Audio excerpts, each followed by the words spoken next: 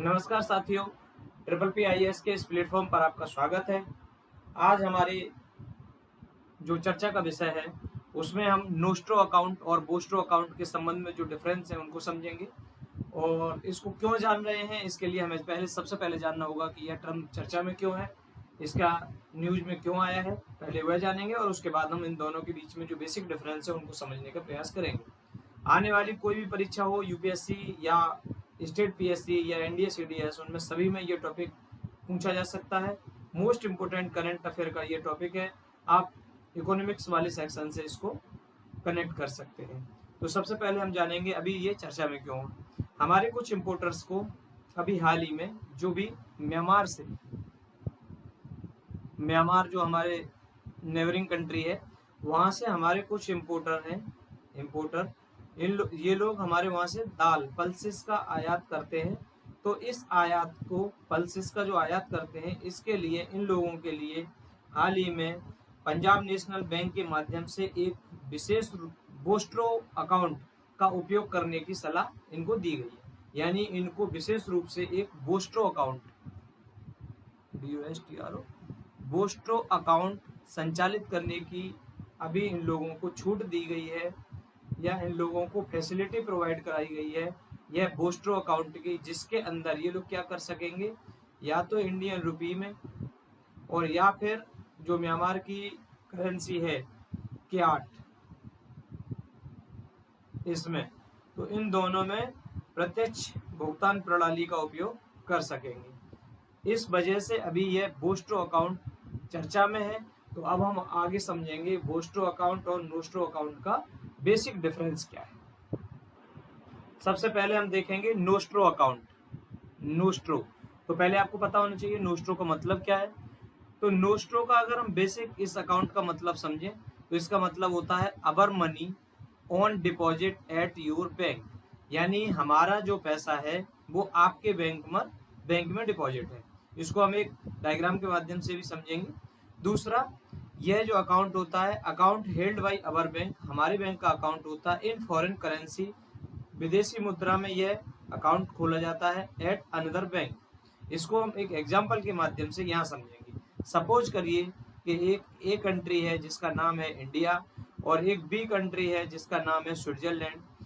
India जो a country है, इसका एक बैंक है इंडियन बैंक जो है, इसमें यहाँ पर एग्जाम्पल में हम SBI का एग्जाम्पल देखेंगे, स्टेट बैंक ऑफ इंडिया है, और स्विट्जरलैंड का एक स्विस बैंक है। तो ये जो इंडियन बैंक है ये अपना अकाउंट स्विस बैंक में खोल के रखेगी, जिसे नोस्ट्रो अकाउंट के रूप में जाना जाएगा। इसीलिए यहाँ पे कहा गया है अवर अकाउंट विद यू।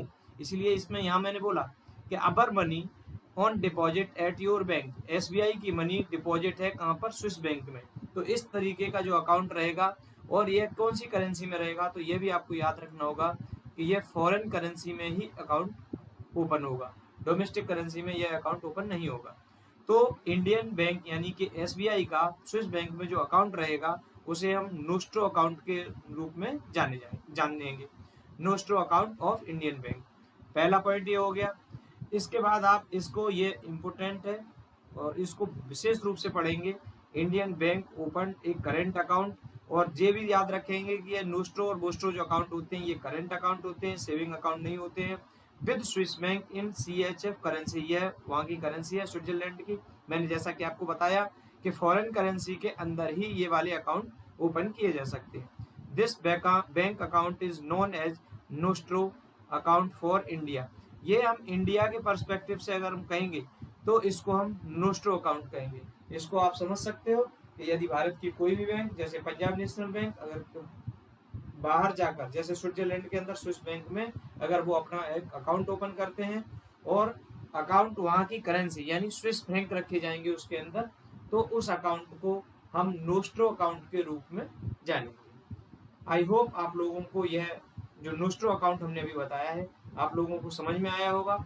और जैसा भी हो, आप लोगों को यदि हमारा सेशन पसंद आए तो आप इसको ज़्यादा से ज़्यादा लाइक करें, अपने दोस्तों के साथ शेयर करें, और यदि आप हमारे इस चैनल पर नए हैं तो हमारे चैनल को जरूर से सब्सक्राइब करें, बेल आइकन को दबाएं ताकि जो भी नया वीडियो आपके लिए अपलोड हो उसका नोटिफिकेशन आप तक पहुंच सके।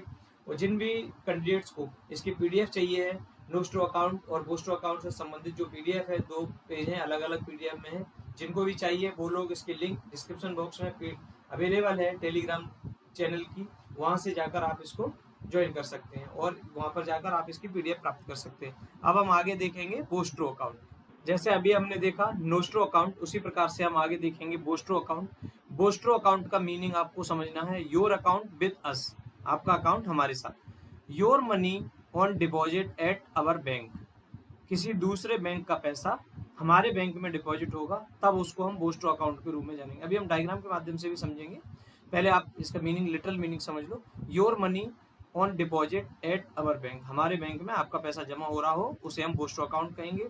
यह जो अकाउंट होता है इसे बाहर की किसी बैंक के द्वारा हेल्ड किया जाता है, यानी रखा जाता है। कहाँ पर? हमारी डोमेस्टिक करेंसी के अंदर और हमारे बैंक में, यानी किसी बाहर की बैंक का अकाउंट हमारी करेंसी में, यानी जैसे भारत में मान लो जर्मनी की किसी बैंक का अकाउंट भारत की एसबीआई, पीएनबी या किसी भी अदर बैंक में है तो वह भारतीय रुपये में रखा जाएगा। इसलिए हम बोल रहे हैं account held by a foreign bank in domestic currency eight our bank.